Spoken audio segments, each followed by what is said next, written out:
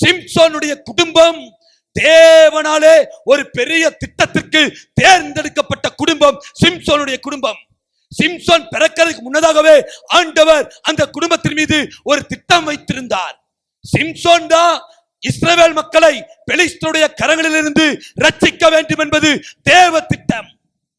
ஆனால் சிம்சோன் குடும்பமா சேர்ந்து பெலிஸ்தருடைய குமார்த்திகள்ல பெண் பார்க்க போனாங்க.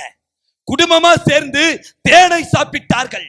ஆனால் குடும்பமாக தேவன் என்கிற ஒரு வார்த்தையை கூட சிம்சோனுடைய குடும்பம் உச்சரிக்கவே இல்லை. சாப்பிட்டார்கள் குடும்பமா சேர்ந்து பெண் பார்க்க போனார்கள். ஆனா குடும்பமா சேர்ந்து தேவ திட்டத்தை பேசல. தேவன்கிற வார்த்தையவே குடும்பமா உட்கார்ந்து உச்சரிக்கவே இல்லை.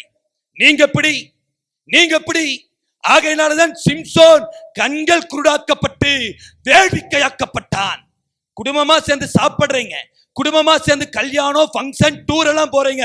குடும்பமா சேர்ந்து தேவ திட்டத்தை நிறைவேற்றுகிறீர்களா? குடும்பமாய் சேர்ந்து தேவனுக்கு ஊழியம் செய்கிறீர்களா? குடும்பமா சேர்ந்து தேவ ராஜ்யத்தை கட்டவில்லை என்றால் நீங்களும் வேடிக்கை பொருளாக மாற்றப்படலாம். ஜாக்கிரதையா இருங்க.